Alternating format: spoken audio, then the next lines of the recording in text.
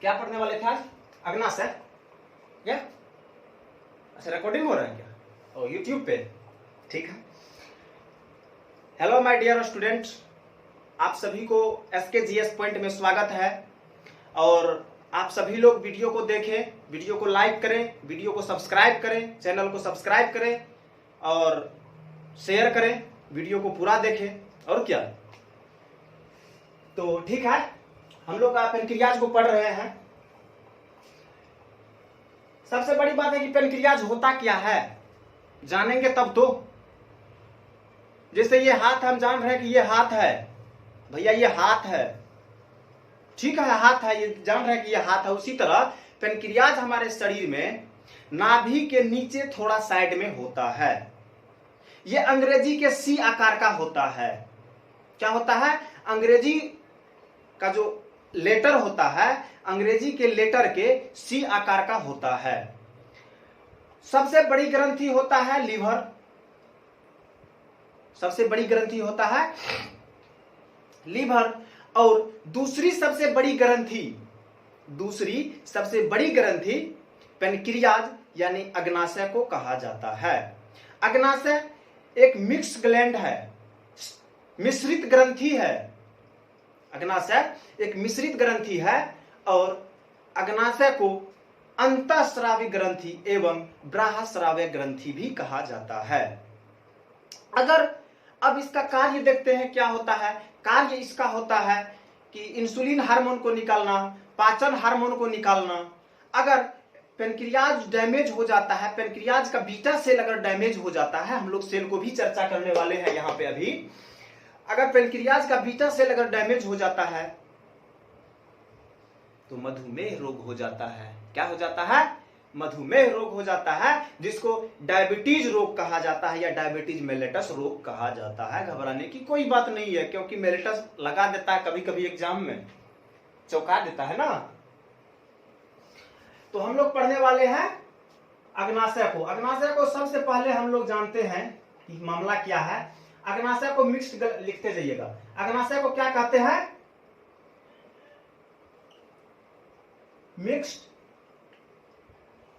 Mixed gland कहते हैं।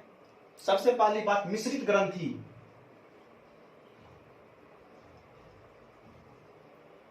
मिश्रित ग्रंथि, अग्नाशय को क्या कहा जाता है? मिश्रित ग्रंथि यानी मिक्स्ड ग्लैंड। अब इसमें इसे बाह्यस्रावी ग्रंथि, बाह्य एवं अंतःस्रावी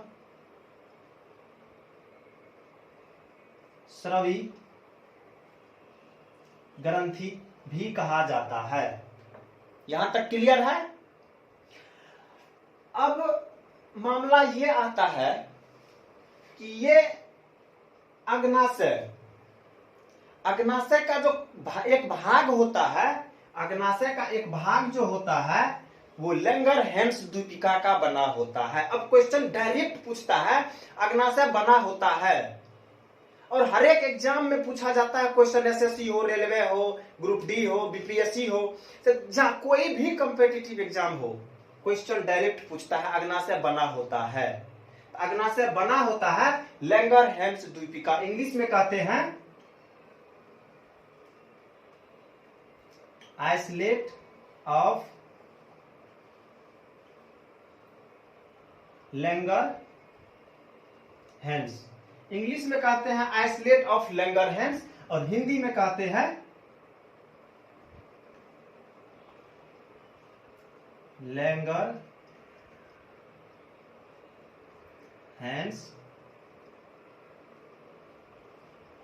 द्वीपिका।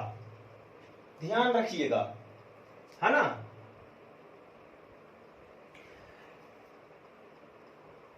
तो इंग्लिश में क्या कहते हैं? Islet of Langerhans. बना होता है किस चीज का?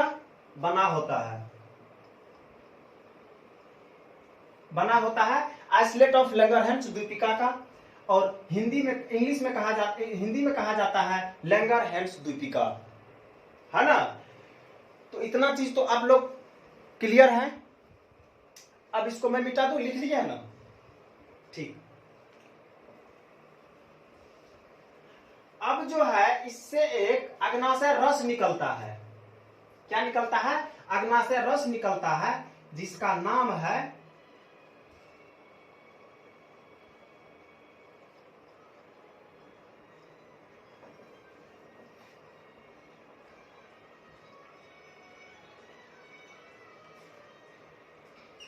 Pancreatic juice. इस अग्नाशय से एक रस निकलता है जिसे कहा जाता है पैनक्रियाटिक जूस, यानी अग्नाशय रस। और यह अग्नाशय रस जो है निकलता है वहां से, और यह ग्रसनी के उसके नली के द्वारा ग्रसनी में चला जाता है, और ग्रसनी में जाता है। उसका फिर जो प्रोसेस होता है उसको हम लोग आगे में चर्चा करेंगे। बट यहां पर जान लीजिए आप कि पैनक्रियाटिक जूस जो है वो कहां से निकलता है? अग्नाशय से। इस पॉइंट को हम लोग आगे डिनोट देखेंगे, व्याख्या करेंगे। इस चीज को ध्यान रखिएगा, यहाँ पे बोलने का हमारा कुछ और अर्थ है, ठीक है ना। तो यहां से क्या निकलता है? पैनक्रियाटिक जूस निकलता है। आप लोग नोट कर लीजिएगा, पैनक्रियाटिक जूस निकलता है, अग्नाशय रस निकलता है। अब देखिए अग्नाशय रस जो निकलता है, यहीं पर हम एक चीज को और व्याख्या करना चाहते हैं। अग्नाशय रस जो निकलता है, यहां से तीन रस निकलता है। कौन कौन रस निकलता है?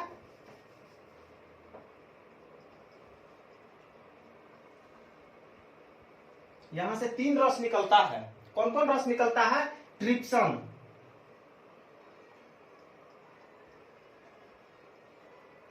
ट्रिप्सिन, ठीक है। दूसरा निकलता है एमाइलेज, और तीसरा निकलता है लाइपेज। ट्रिप्सिन, एमाइलेज और लाइपेज, ध्यान रखिएगा, बहुत इंपॉर्टेंट क्वेश्चन है। ट्रिप्सिन, एमाइलेज और लाइपेज। ट्रिप्सिन जो होता है, सॉरी, ट्रिप्सिन, एमाइलेज और लाइपेज, यह तीनों क्या होता है? पाचन एंजाइम होता है।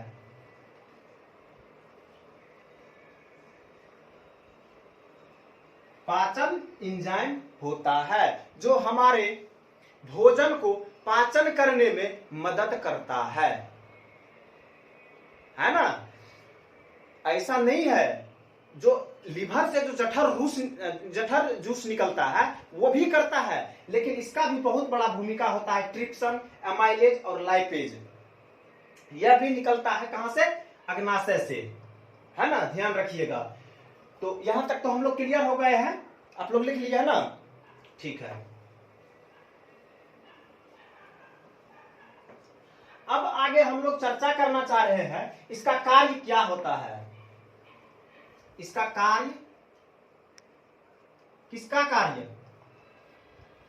हमारा कार्य नहीं, अग्नाशय पैनक्रियाज का कार्य क्या है ना। पैनक्रियाज का कार्य क्या है? 3 को डायग्राम, 3 को बात आप लोग ध्यान में रख लीजिएगा और उसको गांठ बांध लीजिएगा। कैसे कैसे उसको गांठ बांध लीजिएगा। क्वेश्चन का लेवल अब बहुत ऊंचा हो चुका है। क्वेश्चन अब डीप में पूछता है घुस करके, और जितना हम लोग पढ़े अभी बस पैनक्रियाज से इतना ही क्वेश्चन आता है कुल मिला के।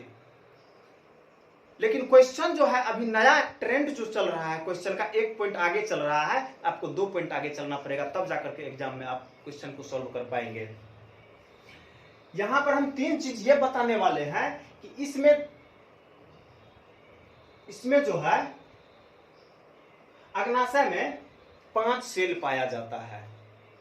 अगर क्वेश्चन डायरेक्ट अगर पूछेगा कि पैनक्रियाज में कितने सेल पाया जाता है, कितने कोशिका पाया जाता है, तो 5 कोशिका पाया जाता है, ठीक है ना। लेकिन हम लोग अभी 3 कोशिका को ही पढ़ने वाले हैं, 2 कोशिका को हम लोग आगे व्याख्या करने वाले हैं, आगे पढ़ने वाले हैं। लेकिन नाम अभी हम बता देते हैं, कोई दिक्कत नहीं है, लेकिन उसको पढ़ने वाले हैं हम लोग आगे। पहला सेल होता है, ये जो होता है ना, पहला सेल होता है अल्फा कोशिका। अल्फा सेल, इसको हिंदी में कहते हैं कोशिका। कोशिका, ठीक है ना, सेल को कहते हैं कोशिका। अल्फा सेल, बीटा सेल और गामा सेल, गामा सेल, है ना।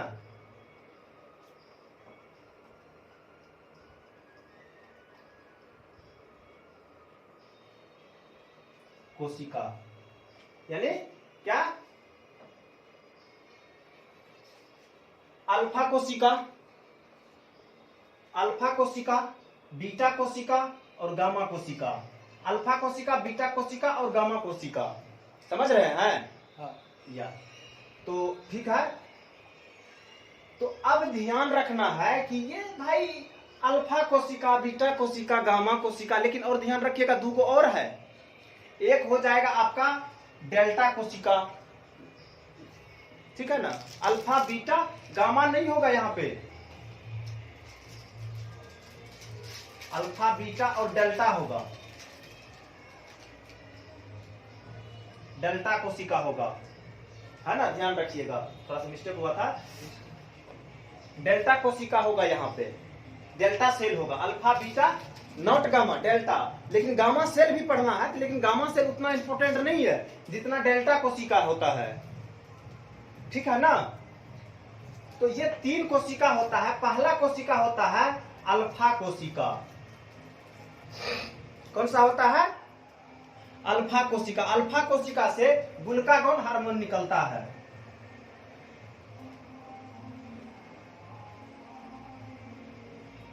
ग्लूकागॉन हार्मोन निकलता है।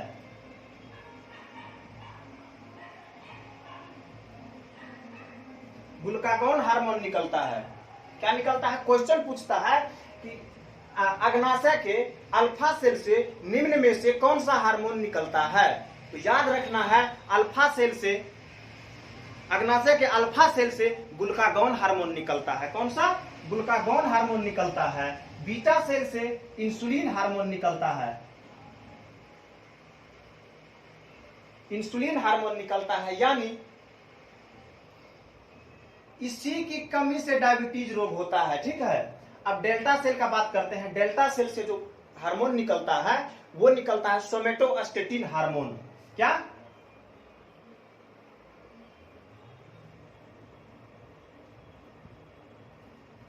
सोमेटोस्टेटिन हार्मोन निकलता है। तीन वो हो गया मेरा। पहला हो गया कौन सा? Glucagon hormone. पहला ग्लूकागॉन हार्मोन, दूसरा सोमेटोस्टेटिन हार्मोन और दूसरा हो गया इंसुलिन हार्मोन, तीसरा हो गया सोमेटोस्टेटिन हार्मोन। अब सबसे लास्ट बात ये आता है कि यही इंसुलिन की कमी के कारण डायबिटीज रोग होता है या डायबिटीज मेलेटस रोग होता है। क्या होता है?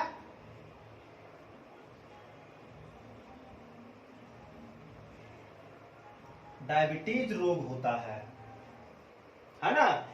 अगर अग्नाशय के बीटा सेल अगर डैमेज हो जाता है, ध्यान दीजिएगा बात को, अगर अग्नाशय के बीटा सेल अगर डैमेज हो जाता है, अगर ये डैमेज हो जाएगा तो भी डायबिटीज नहीं होगा, ये डैमेज हो जाएगा तो भी डायबिटीज नहीं होगा। लेकिन अग्नाशय के अगर बीटा सेल अगर डैमेज हो जाएगा, तो बीटा सेल अगर डैमेज होगा तो इंसुलिन हार्मोन का स्रवण नहीं होगा, इंसुलिन हार्मोन वो स्रवित नहीं करेगा, वो नहीं निकलेगा इंसुलिन हार्मोन।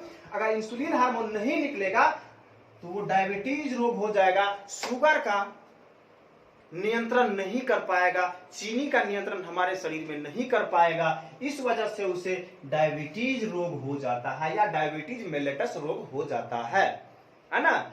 तो अब हम लोग डायबिटीज तीनों हार्मोन को अब हम लोग पढ़ने वाले हैं। क्या क्या? ग्लूकागॉन हार्मोन, इंसुलिन हार्मोन और सोमेटोस्टेटिन हार्मोन को हम लोग पढ़ने वाले हैं। तो अब आप लोग ग्लूकागॉन हार्मोन को सबसे पहले पढ़िए, है ना।